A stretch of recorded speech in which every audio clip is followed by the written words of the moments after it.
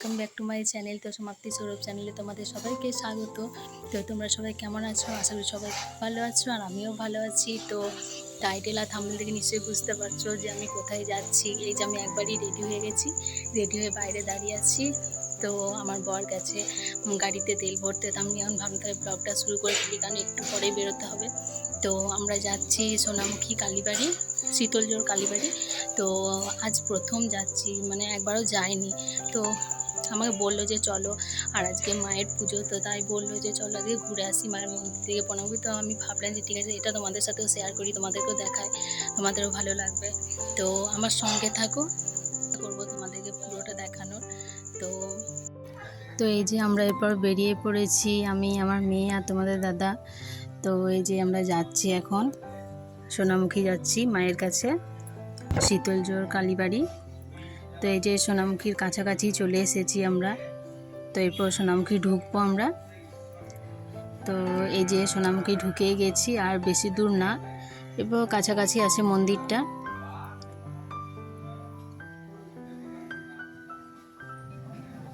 তো এই যে মন্দিরে চলে এসেছি। তো এই যে দেখো মন্দিরটা খুব সুন্দর, মন্দিরটার ভেতরটাও খুব সুন্দর। তো এখানে বলি হয় সামনেটাতে। তো এই যে মন্দিরের ভেতরটা, আর এই যে তোমাদের দাদা প্রণাম করলো। তো এখানে একজন বসেছিল, তার সাথে কথা বলছিল। তো এই যে মাকে দেখো, মাকে ঠিকভাবে তুলিনি, কারণ একটু কীরকম লাগছিল, তারপরে কি বলবে না বলবে। তো এই যে আমাদের হয়ে গেল, প্রণাম করে বেরিয়ে গেলাম। তো এই যে আমরা এরপর চলে যাবো। তো এইদিকে এটা হচ্ছে শ্মশানকালী। তো এইদিকে সামনে এই দিকটা হচ্ছে শ্মশান আছে। তো এরপর আমরা আবার বেরিয়ে গেছি। আমরা এরপর যাব মাইতো মায়ের কাছে, সোনামুখী মাইতো মা। তো সেখানে যাচ্ছি এরপর আমরা।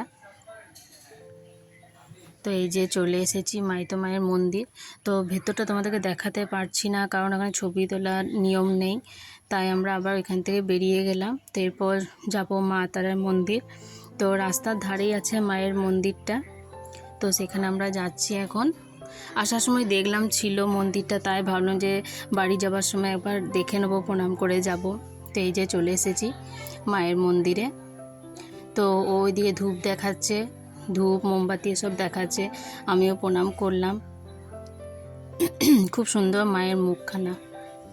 তো এই যে রোডের ধারেই একদম মায়ের মন্দির। তার এই যে মেয়েকে আমি বলছি যে এইদিকে তাকা, এইদিকে তাকা, তো বুঝতেই পারছে না। তো এই যে আবার বেরিয়ে পড়লাম ওখান থেকে প্রণাম করে। তো এরপর বাড়ি যাব আমরা।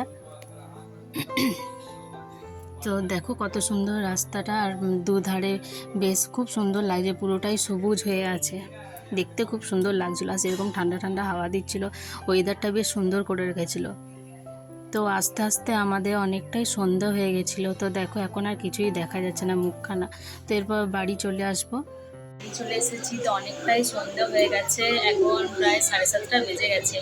তো তাড়াতাড়ি করে আসার চেষ্টা করছিলাম। তো বেরিয়েছিলাম একটু দেরি করে, কারণ 4:30 বেজে গেছিলো বেরোতে। তো বাড়ি থেকে বেরোতে দেরি করে বেরিয়েছি, তার মানে তাড়াতাড়ি ঢুকেছি, কারণ ওর আবার এসে পর টিউশন পড়ানো আছে, তারপরে তোমার পুজো আছে, কারণ আজকে কৌশিকী অমাবস্যা। তো তার জন্য তো মায়ের কাছে একটু সন্ধ্যেবেলা আরতি করতে হবে। তো তাই একটু তাড়াতাড়ি চলে এলাম। তো আমি এখনও মানে ড্রেস ছাড়িনি।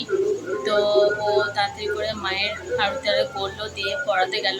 তো চলো তোমাদেরকে আবার দেখাই না, আজ কারণ দুপুরে তো দেখানো হয়নি পুজোটা, তো তখন সময় পাইনি সেইভাবে তোমাদেরকে দেখানোর। তো চলো এখন একবার দেখিয়ে দিই।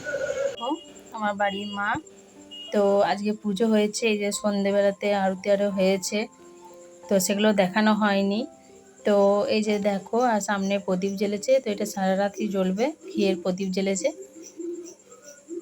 এই যে মালা দিয়েছে, মালা পরিয়েছে মাকে, মা ভবতারিণী আছে, ভালো করে বোঝা যাচ্ছে না।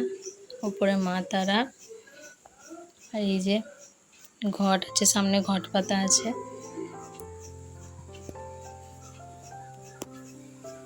এই যে আমাদের মা ঘরে আছে, আমাদের ঘরেই আছে, আমাদের সাথেই আছে।